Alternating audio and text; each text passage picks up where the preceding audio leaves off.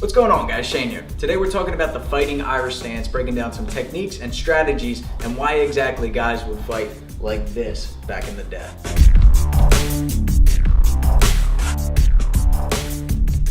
So you may only recognize this stance based on the Notre Dame football mascot, the Fighting Irish stance, right? We're going to break down why fighters actually stood like this in the 1700s, with fighters like Daniel Mendoza or John L. Sullivan in the 1800s, bare knuckle boxers. Now this was before the invention of boxing gloves. Now that's not to say that this is the ultimate and the best for street fighting, but I'm just going to explain some of the reasons why they stood like this, some of the techniques that they did.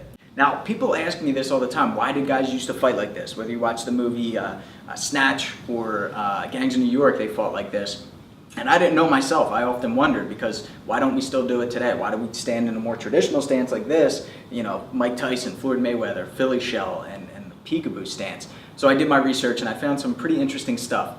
So let's talk about the defense first. The whole idea of this stance here is this elongated arm in the front and leaning the head back, all right? Taking the target far away, right? They weren't really concerned so much about body shots. They were worried about getting cut from knuckles and getting knocked out from punches in the face. So they would literally lean their upper body back. They would keep one hand a little bit lower around the body. And what a misconception is that they would stand like this and they would curl both hands in. But if you look at a lot of pictures, hands are still usually out here, right? The fists are still almost like in a normal boxing stance. The rotation wise, they weren't curled inward like this. This is sort of an exaggerated version of it, the way the mascot stands. So it is still turned in like this, but they did have this longer lead hand out, and the reason being is because they could gate block here, right? So if an overhand right came in, they could block here, elbow on the forearm, and then they could throw uppercuts, punches from here. Or dirty boxing, you can get sort of a headlock and then start throwing uppercuts here. Now, grappling was not allowed in this, but of course it still happened, all right? Other things that they used to do, which was very interesting, is they didn't actually throw punches with the intention of hitting with their knuckles, right? They knew even then that the skull was very hard and we have all these small bones in our hands, so if we throw a bunch of punches against someone's head, we have a high risk of breaking our hands. So what they actually did was they threw their punches and twisted it over, striking with the palm of their hand. Right? Very similar to what Bas Rutten teaches, right? So when they threw these punches from here, it was this or this. And as an added bonus, they would rake their hands across, or their nails across their opponent's eyes to scratch them, okay? So a punch would be here, and then you would pull it back, okay? Other things that they would do too is use the forearms, the elbows, the inside of the forearm to throw sort of like a clothesline. Again, this is another one that Bas Rutten shared in one of my videos. He called it bone strikes instead of palm strikes, because he would hit here with the really hard part.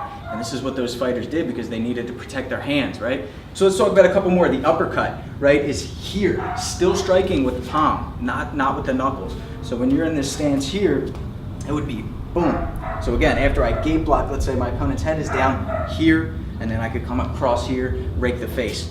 Other things, like I said, were the chops too, or striking with the back fist. So if I block a punch here, I can rake it across this way.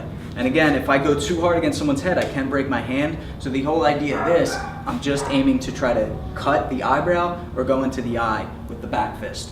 Okay? So there's a couple of different things to research and check out, and we don't see this too often anymore, but Conor McGregor is starting to bring it back. Does it actually work?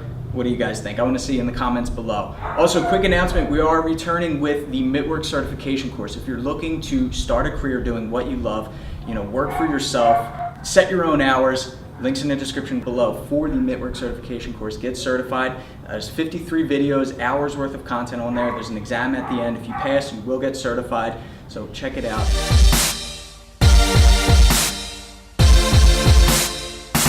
And if you want to get fancy with it too and create another angle for your fighter, you can go to the backside right here and he can attack the floating ribs on the outside there. Okay? I'm Vinny B. We're sitting here in my gym. I don't have a boss, and that is the best feeling in the world, and I want that for you too.